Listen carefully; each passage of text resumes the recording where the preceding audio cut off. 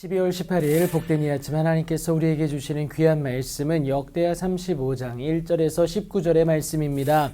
다시 또 정확하게 구별되어져라 라는 제목으로 같이 말씀 나누도록 하겠습니다. 요시야 왕은요, 하나님과 남유다 백성 사이의 언약을 모세가 전한 여호와의 율법책을 근거 삼아서 갱신하게 됩니다.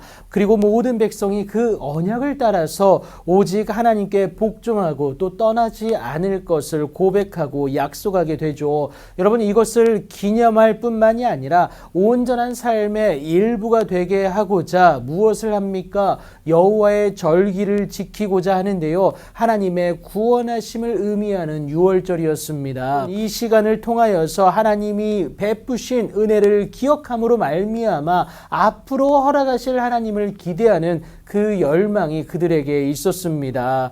여러분, 여기서 중요한 것은요, 내 방식대로의 기억이 아닙니다. 하나님의 말씀대로 기억하는 것이 무엇보다 중요함을 기억하셔야 합니다. 이것을 위해서 요시야가 예루살렘에서 여호와께 유월절을 지키고자 준비하는데, 이때는 요시야가 왕위에 있은 지 18째 해였습니다. 여호와의 율법책을 찾지 않았습니까? 그래서 주의 말씀대로 준비할 수 있었습니다.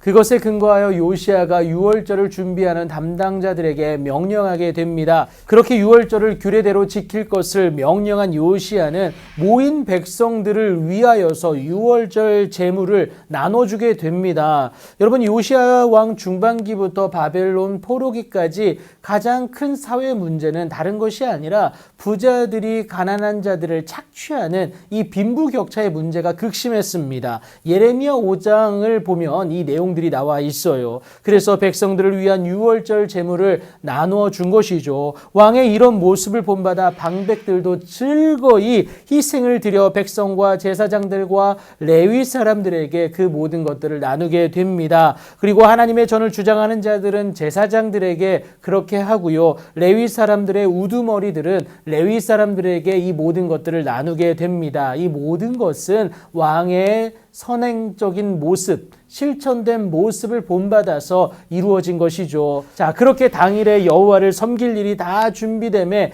요시야 왕의 명령대로 첫째 달 14째 날에 1월 14일이죠. 유월절 어린 양을 잡아 유월절을 지키며 번제를 여호와의 제단에 드리게 됩니다. 그리고 이어서 무교조를 7일 동안 지켜냄으로 말미암아 온전한 유월절을 하나님께 올려드리게 되죠. 이를 두고 성경 기자는요, 선지자 사무엘 이후로 이렇게 유월절을 지킨 적이 없다라고 얘기합니다. 그리고 이스라엘의 모든 왕들보다 잘 지켜냈음을 말하기도 하죠. 그렇다고 여러분, 우리가 다시 못할 것도 아니죠. 여러분, 오늘을 살아내는 우리도 주의 말씀을 정확하고 온전히 지켜낼 수 있음을 여러분 믿으시기 바랍니다. 여러분, 문제는 무엇이냐? 마음이다라는 거예요. 내 육체의 욕심이 주는 이익을 내려놓을 마음만 있다면 오늘을 살아가는 우리도 충분히 요시야처럼 주의 말씀대로 해낼 수가 있다라는 겁니다. 하나님의 말씀이 당장에 주는 이익이 없는 것처럼 여겨질 수도 있어요. 하지만 여러분, 온전히 주님 앞에 나아가면 그의 말씀대로 살아내기만 하면은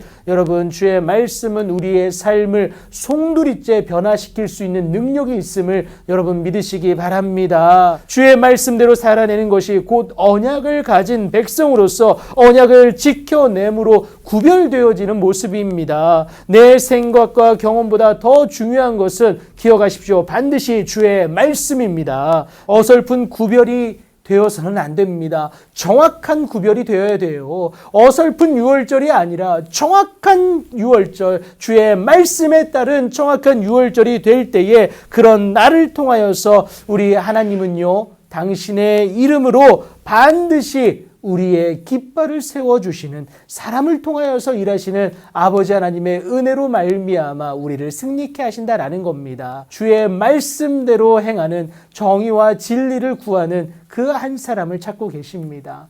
여러분, 그 한 사람 저와 여러분이 될 수 있음을 꼭 기억하시고 오늘도 주의 말씀에 따라 그렇게 나아가는 귀하고 복된 오늘이 되길 예수님의 이름으로 축복합니다.